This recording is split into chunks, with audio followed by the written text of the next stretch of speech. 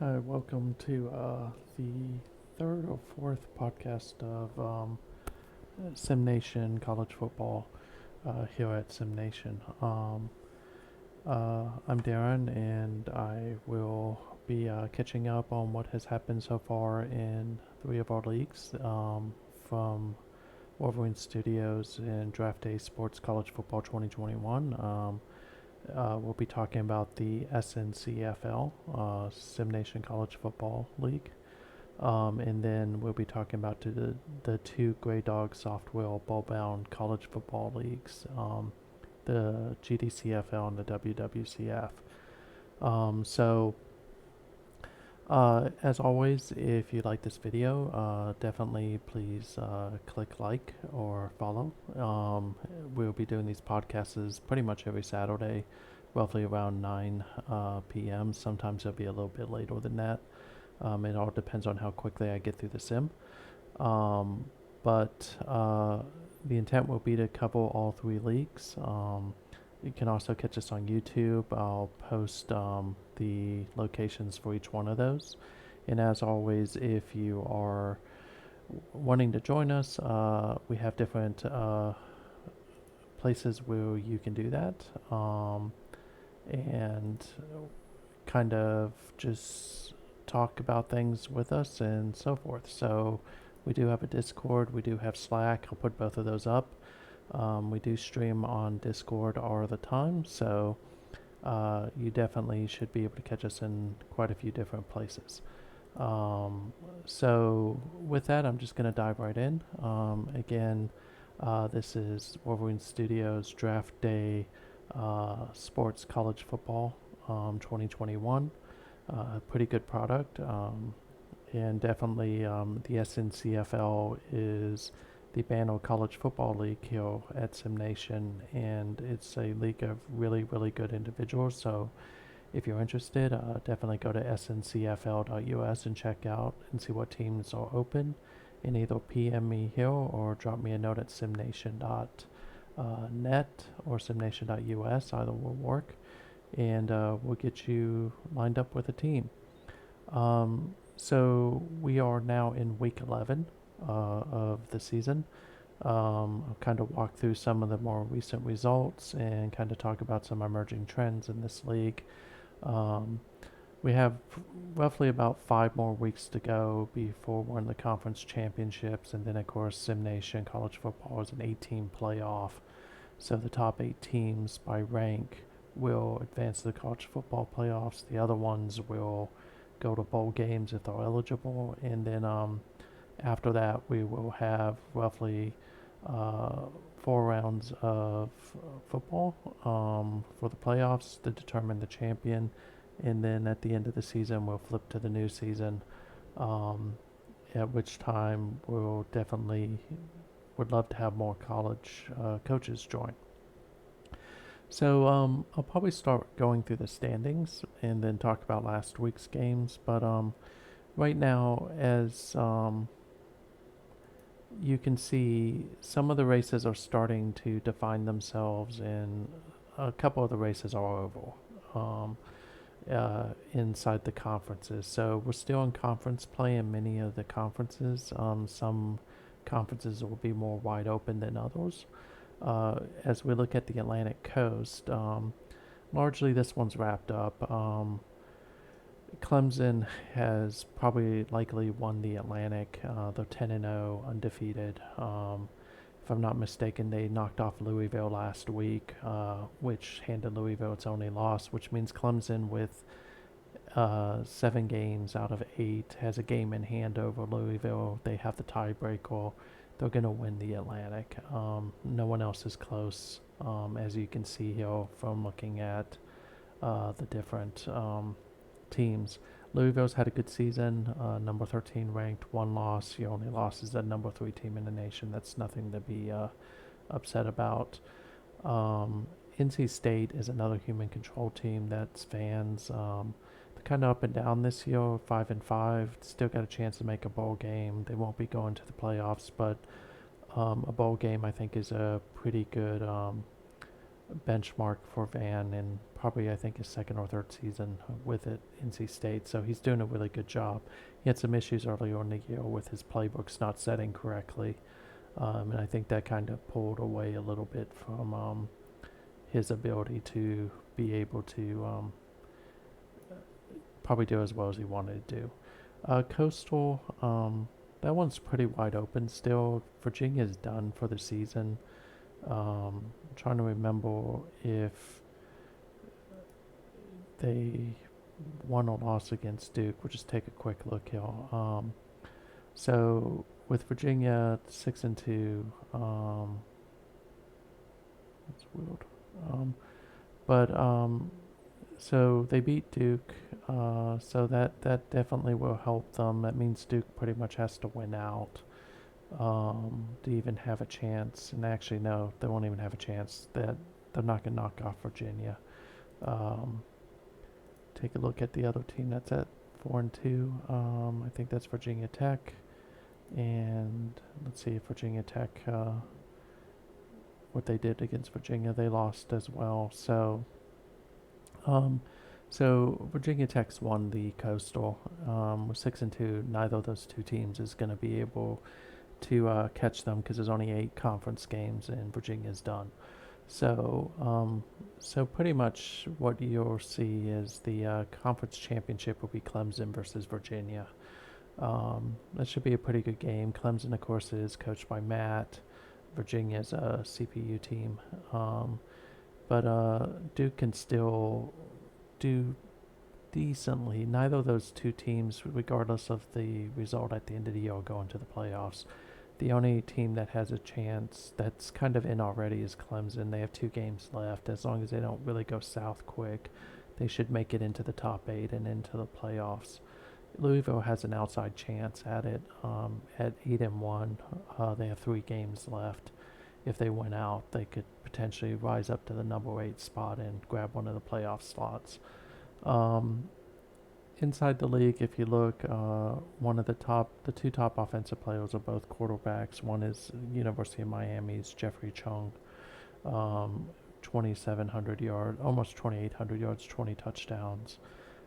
Calvin Weiner, 2,800 yards, 23 touchdowns.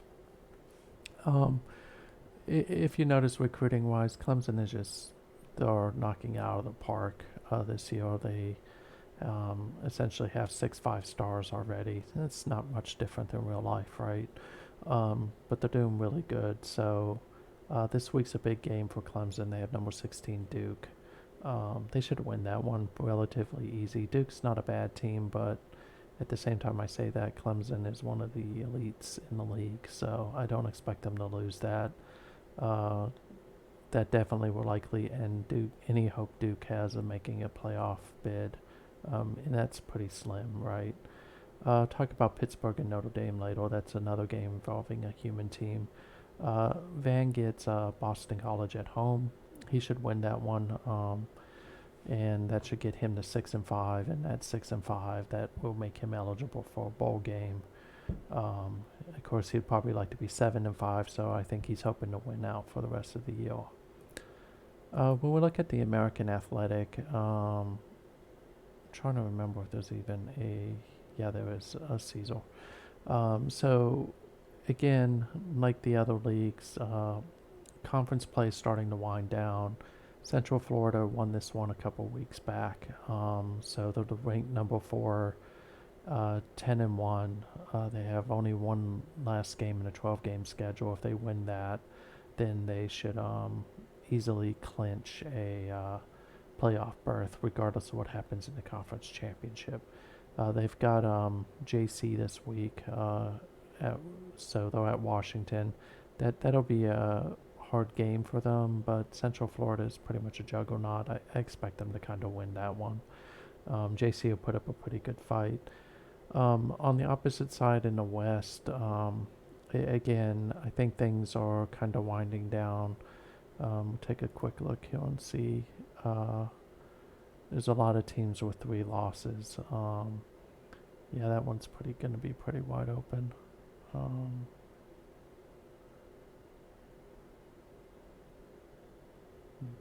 That one will get interesting. So I think Tulsa's gonna win that one. Um, I think that outside of Cecil and Tulane, I think that Tulsa should be the other team. That won't even be a road bump for Central Florida. They should just roll straight over Tulsa. Tulsa's having a good year though, number 25. Cesar is at Memphis. He's done a great job all year. He's got Memphis in the hunt for that conference. I'm sorry, the division title out in the West. I don't think he can win it because I think all the tie breaks would go against him. If he hadn't lost last week, I think he would have a chance. The premier player here, of course, is Matthew Bennell, the quarterback out of Central Florida, over 4,000 yards, 40 touchdowns. Jesus Metz is close by, almost 4,000, 39 touchdowns. I think that they're actually probably two of the top uh, quarterbacks in the country. So if you notice, recruiting's pretty wide open. No 5 stars here, all 4 stars.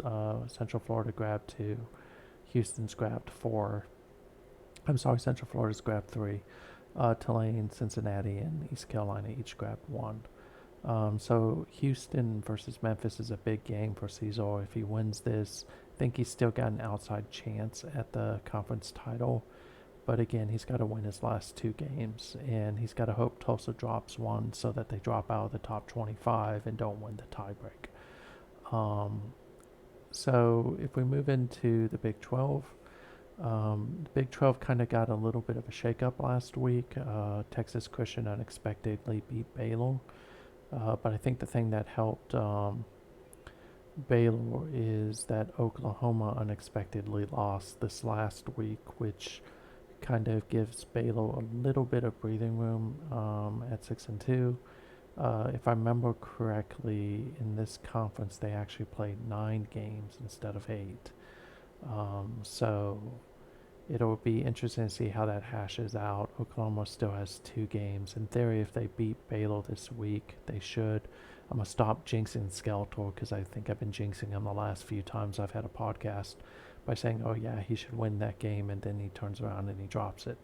Oklahoma's not an easy win for Baylor. Oklahoma, again, has probably, not statistically, but talent-wise, probably has the top quarterback in the country. But I still expect Baylor to win that one. At number 9, Skeletor definitely needs the win. He's got to get in the top 8 in order to get Baylor into the playoffs. The loss to Texas Christian hurt a little bit, but he can get revenge because right now the way this is panning out is it's going to be likely Texas Christian and Baylor in the championship game. Kansas State has an outside chance because I think that they did upset Baylor earlier in the year, so they may have a game in hand. And of course, if Baylor loses to Oklahoma, that effectively will end any chance at a conference title and likely a playoff berth for Baylor. I'm trying to think. I don't think we have another team in this league because James moved out of Texas to Texas A&M. So, big game this week. Number 9 Baylor at Oklahoma.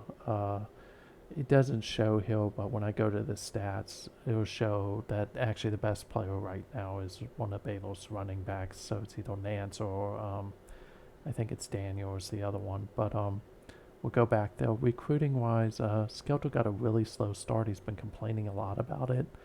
But for the prestige level that Baylor's at, I would say that there is the new recruiting methodologies is kind of tripping up a lot of the human coaches right now. They're adjusting to some of the new things like outreach and some of the other things. I don't think recruiting in itself has changed other than the CPU staying on targets a lot longer than they normally did. And also outreach is a very important feature now in the recruiting game, and if you don't really understand that and have mastered it, and very few people have, I think it's gonna cause a recruiting slowdown. I think that's what you've seen with Baylor. Although he's starting to pick it up now. Wilson's a big get. He's a 5-star, and then he's got a couple 4 stars. TCU's right up there with them. No shock, TCU typically does really well. Um, Big Ten wise, not much change here. Maryland's already clinched the East with wins over Ohio State and Michigan. Um, Michigan, of course, is one of our newer coaches, and he's doing a really great job with Michigan. Won two straight since the loss to Maryland. Has them at number 21. Rick Sullivan is at Ohio State. He's struggling a little bit, but still not bad. Uh, Not ranked, but he'll get that turned around pretty quick. This is his first season, I think, really playing in this league, so there's an adjustment period. Uh, don't read into the Penn State situation with Don at 4-7. He got screwed at the beginning of the year because of the fact that Penn State was on human control all last season, even though there wasn't a human, which meant that they had really no great recruiting, and they're literally starting pretty much all freshmen this year. So Don's doing a great job. 4-7's a pretty good mark for what he's had to go through. I expect by next season he'll have them humming. Um, and then if you look at it, it's really kind of interesting to see what's happening on the other side. Is Purdue with a win this week? I think, yeah, they play Iowa. If they beat Iowa, they win the West, and right now they have a losing record. The West is just a mess. Uh, Mostly because Skelter's not at Minnesota anymore. You don't have Rouse at Iowa. And that just left it wide open. So Purdue can really clinch it. They control their own fate. And then again, it won't show here. It's maybe something to look at for Wolverine Studios, but I've noticed there's a lot of trend here where it doesn't show running backs. The top offensive leader in the Big Ten are running backs. Larry Daxtor is doing pretty good out of Michigan. Almost 2,900 yards, 28 touchdowns. Recruiting wise, you see a lot of Maryland. Maryland is a dominant team in this league, not like real life. So they're still doing a very good job putting together a good class. Ohio State and Michigan State have got a couple people in there, so has Michigan with a 5-star. The big games this week is Ohio State hosts number 7 Cal. I think Cal's going to win that one. Cal's a really good team in this league, even though its team is CPU controlled. It's still a tough team to get by. And then really you don't have any other human games going on this week, I think, because I don't think Michigan is playing, Maryland's not playing, and then our other human team is not playing. So I'm sorry, Penn State's not playing this week as well. So yeah, that's the Big Ten. So right now it looks like it's going to be Maryland versus Purdue in the championship game, and that'll be a pretty one-sided affair. Conference USA is another conference. Louisiana Tech's largely got it on lockdown in the West. Texas San Antonio started decent. They're one of the human teams, and they've just fallen apart. Part of that is they're having some issues with health, durability, and also it's the first year that the coach myself is there. So Louisiana Tech was the team I kind of thought would win this. Rice is right up there, but it's Louisiana's Tech. They've clinched it already.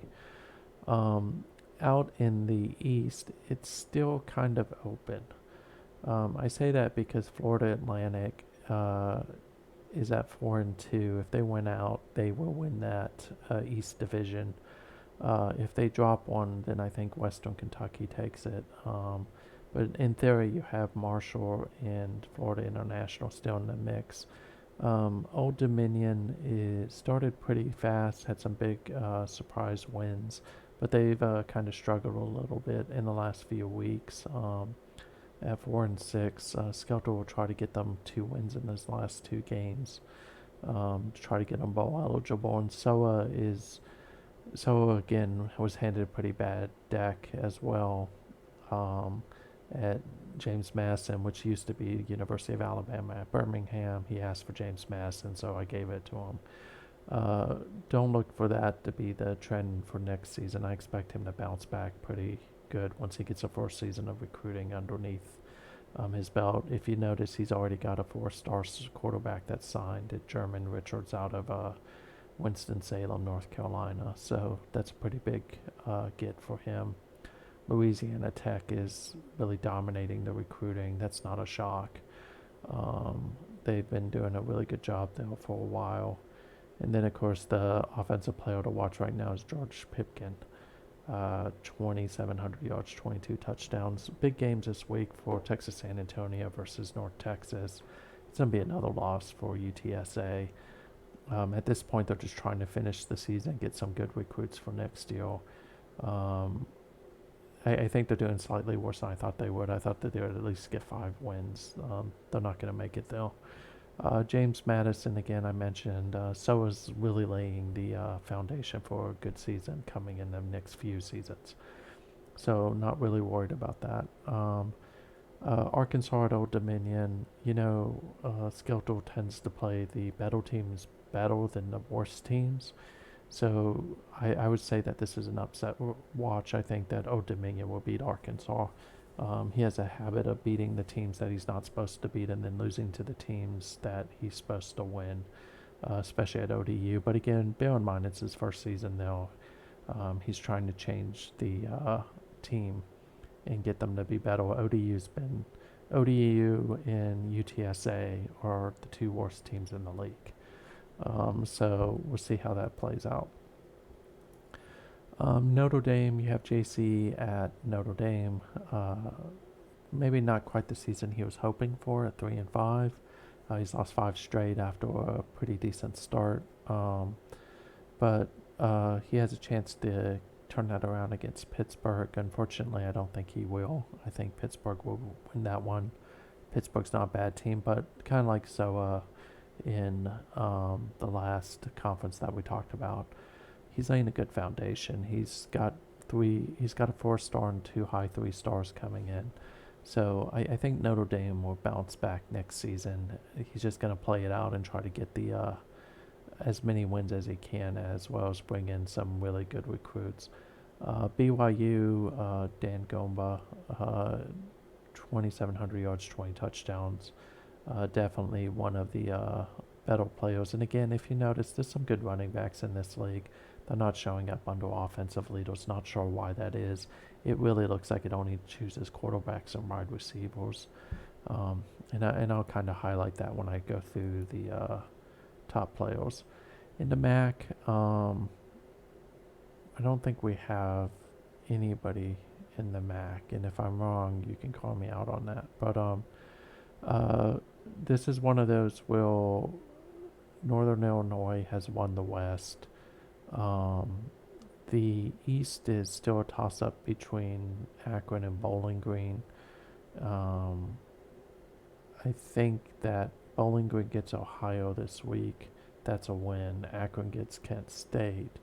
That's a little bit harder of a win. I forget who's got the game in hand. I'm not going to look at that right now, but well, we'll take a look real quick.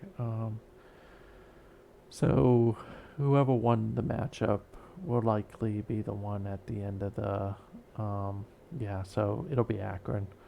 I think Akron, they both win this week, which means that Akron will edge out Bowling Green based on the fact that Akron won the head-to-head. If they both lose, Akron gets it again. If one wins, one loses, then whichever one wins and the other one loses will be the one that gets it. But I think that's going to be Akron. I don't really see that being different. So it'll be Northern Illinois versus Akron in that conference title game. If you look at it, Ball State's quarterback is one of the tops, almost 2,800 yards, 21 touchdowns. No big signings in this league. Eastern Michigan, Central Michigan, and I believe that's Buffalo, are all doing pretty well with getting signings. So we'll move on from the MAC. Mountain West, The irony here, of course, is that Bandit had to drop UNLV, but UNLV is doing really well, and barring any major change, they will definitely win the West in the MAC. The East is already won by Colorado State. They've already clinched it. So it'll be Colorado State, who's of course number 14, versus UNLV.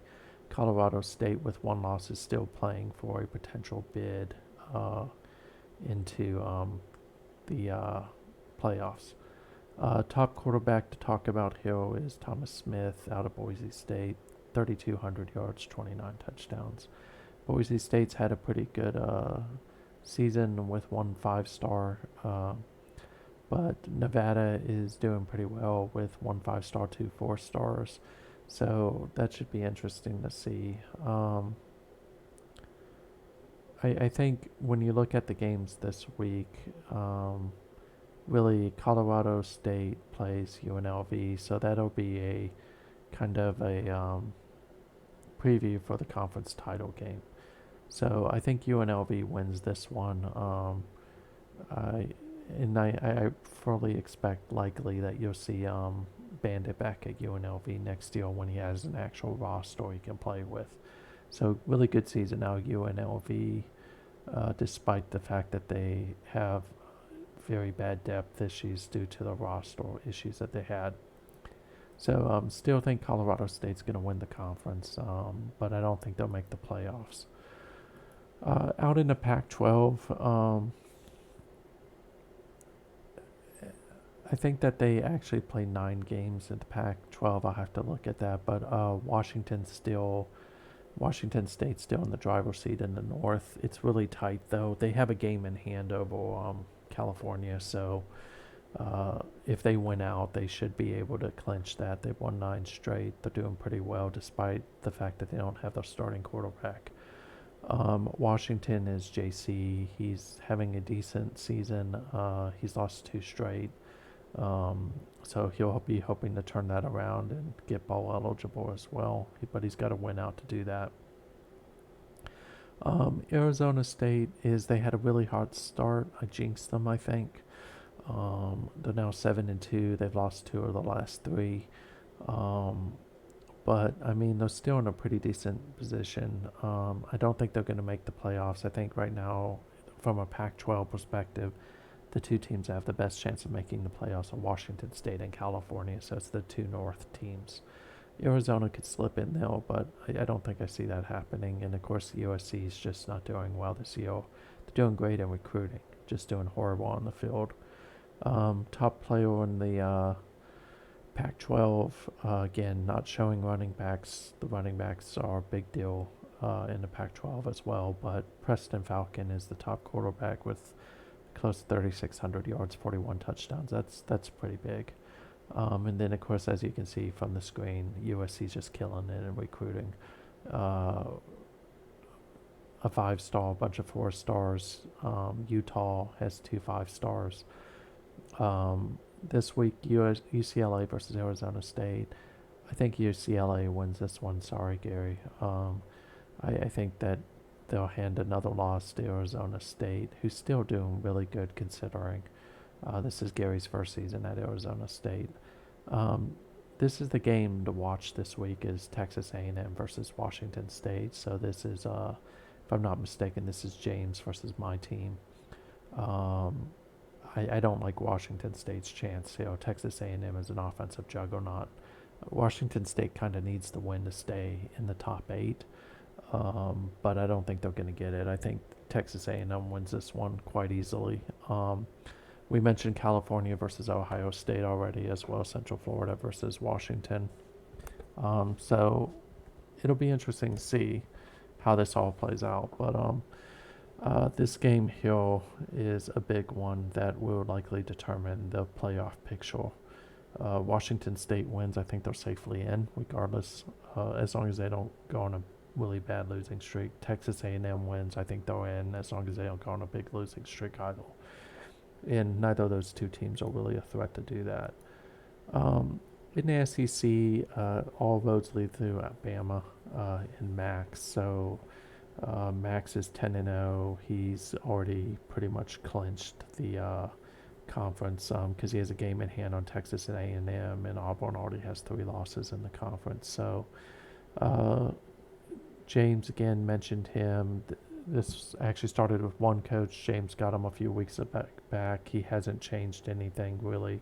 Texas A&M is still really doing really strong, and they're number 6 and likely playoff bound. They won't be in the conference championship because Bama's got that locked up. Auburn, it's one of Matt's teams, probably not doing as well as Matt wanted them to this year, but they've won 3 straight.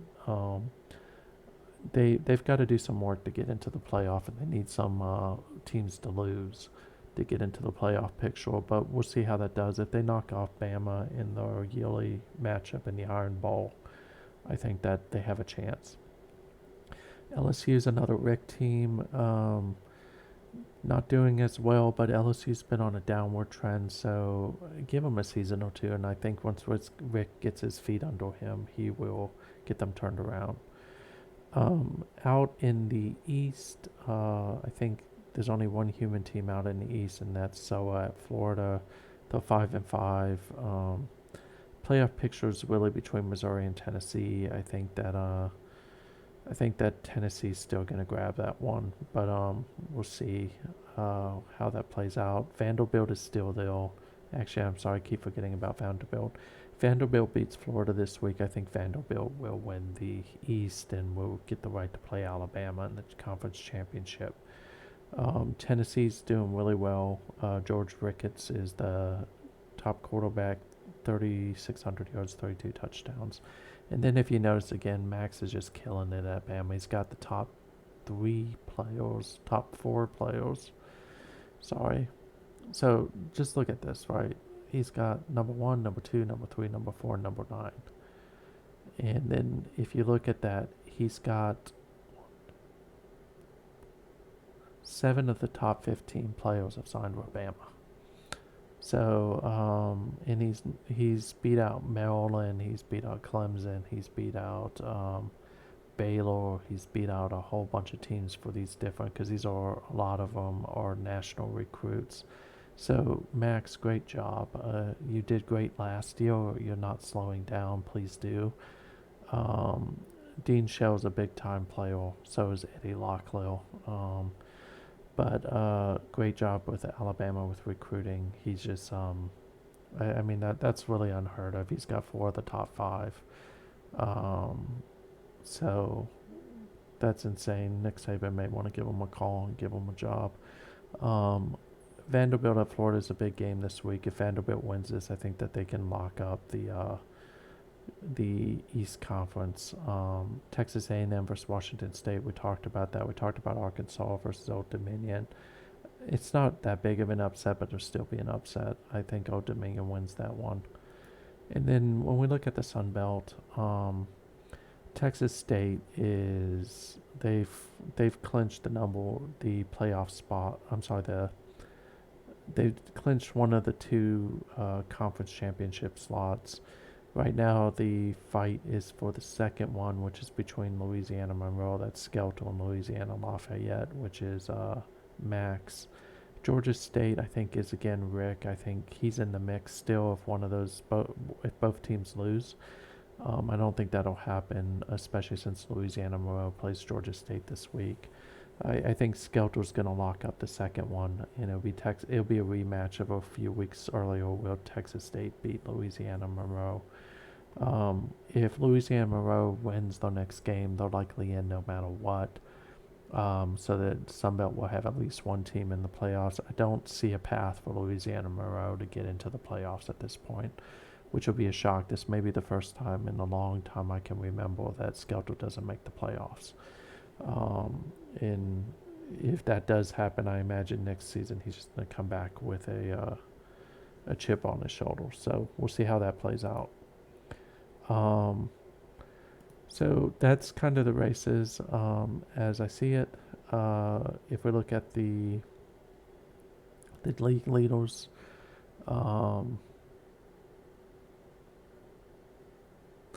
Passing, I mentioned Benor, I mentioned Metz and Ricketts. Those were three of the guys I talked about. I didn't really talk about Bucknell. But Benor's thrown for over 4,000. Metz is almost over 4,000. So that's a pretty big number. Passing touchdown rise. Falcon from California is having a great season, as is Benor. Again, mentioned him. David Eddy out of Maryland. He doesn't get a lot of throws, but he throws a lot of touchdowns. He's roughly within that 20 to 25% of his pass attempts are touchdowns. So that's a pretty good mark. Passing rating, again, I need to click that because otherwise we're going to see people who haven't done that many passes, and that's annoying. Matthew Benor is still tops. He's going to likely win the quarterback of the year, so he'll win the Davey O'Brien Award. When we talk about Shings, I was talking about this earlier, right? That for whatever reason it doesn't show the running backs. You look at Aaron Daniels out of Louisiana Monroe, so I got him mixed up. It's actually Kerry Blunt, I was thinking, from Baylor. They're all skeletal running backs. But Aaron Daniels is a leading rusher by about 100, over 100 yards. Santiago Worthy out of Maryland, and then you have two Auburn Tigers. So Matt actually has three of the top five running backs, with two from Auburn and Saunders and Mosley, and then Andrade from Clemson. Then you got Gary, who has Arizona State with Gutierrez, and then Kerry Blunt, Skelto from Baylor. You do have Washington State that has two other running backs. They're not over 1,000 yards yet, but it's a pretty good job. Aaron Daniels is having a good season, not by Louisiana Monroe, but with 2021, you don't have the same stats rushing that you had with 2020. In 2020, that running back Aaron Daniels would be already over 3,000 yards. He's not, so there's a little bit more equalization. It's a little bit harder to get those 3,000 yard running backs. So now you have to focus on maybe getting a 2,000 yard running back. Right now, I don't think anybody's going to get there. Not in 12 games. So, rushing touchdown wise, again, we've talked about Jameson Littleton a couple times, but Anthony Nance and Todd Saunders. To me, Saunders is likely going to win the Doak Walker Award, but I think it's still going to be a toss-up because I think Aaron Daniels has done enough to potentially win it as well.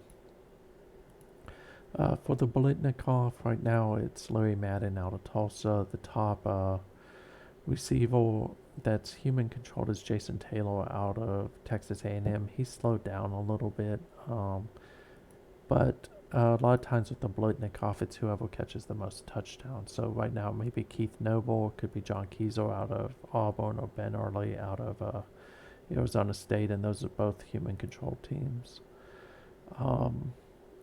From a tackle perspective, this is kind of meaningless, but Kevin Thornburg leads in tackles out of Oklahoma State, and these are all CPUs.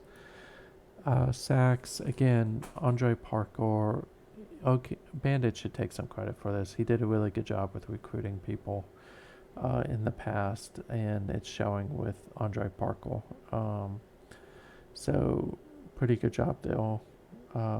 And then interception-wise is you got two players tied at 6, but a lot of people at striking distance. So Samuel Marin out of Oregon State and Alicia Palm out of Air Force are really your top two leaders. So it's an interesting season so far. It'll be interesting to see how it kind of plays out the rest of the way. If we look at the power rankings, if the playoffs started today, it'd be Maryland versus Washington State, both my teams, of course. Alabama versus California, Clemson versus Texas A&M, Central Florida versus Texas State. I don't think that this will hold. I think Maryland, Clemson, Alabama, Central Florida, probably Texas State, probably Texas A&M. I think those 6 will in, regardless. California, Washington State, those final 2 slots, it's really between California, Washington State, Baylor. I'm not going to say Vanderbilt because I think Vanderbilt's overrated and I don't think they'll make it in. but TCU's in striking distance, so is Louisville, so is Colorado State. In long shot is Auburn, but you can't count Matt out. There is a scenario that could play out where potentially Louisiana Monroe makes it. They have to win out and they have to beat Texas State. So Texas State's got to drop substantially, and then they got to hope that all hell breaks loose in the Big 12 and the Pac 12. Will both Baylor and Texas Christian go on some form of losing streak? Washington State and California get upset. And I think if that happens, you could see Louisiana Monroe sneak in though. Same for Auburn. They could sneak in if that would have happened. But I really think that if we look at the end of the year, it's going to be Baylor at number 7, and then I think it's a toss-up between Texas Christian, Arizona, and Louisville at that final spot. So it'll be interesting to see who gets there. I'm kind of hoping Washington State moves up because I don't want Maryland playing Washington State in the first round. That's a loss for Washington State. Those two teams do not match up well. Alabama versus California would be intriguing, but I think if things held true, it's that Clemson Texas A&M game that would probably be the best one. Although Central Florida and Texas State would be a really good one to watch because they're both pass attacks. So that's kind of it for this week for SNCFL. I'm gonna jump over to GDCFL after this, but if you're interested in joining us, reach out to me here or reach out to me on YouTube. Just send me a quick message. Tell me the team you might be interested in. If you go to sncfl.us, the teams are listed there. The ones not bolded are the ones that are CPU controlled. And just let me know which one you want, and we'll get you signed up. Like I mentioned before, click follow, click like. If you do those things, I'll be able to save the videos here. But it's not as big of a deal to me. I'll post it on YouTube and then make sure I list it here. We do have an active Slack and an active Discord community, although we're trying to get the Discord thing going a little bit better. So thank you again for your time. We'll catch up again next Saturday. And I am going to jump over to a different league now. So thank you so much.